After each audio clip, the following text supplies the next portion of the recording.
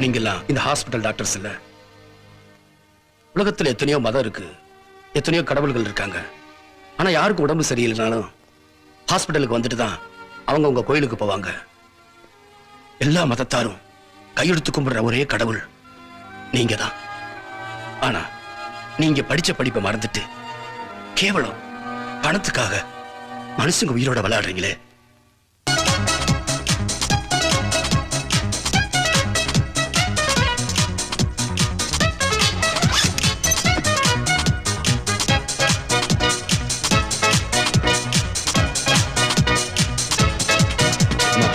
இதுல 20 லட்சம் ரூபாய் பணம் இருக்கு.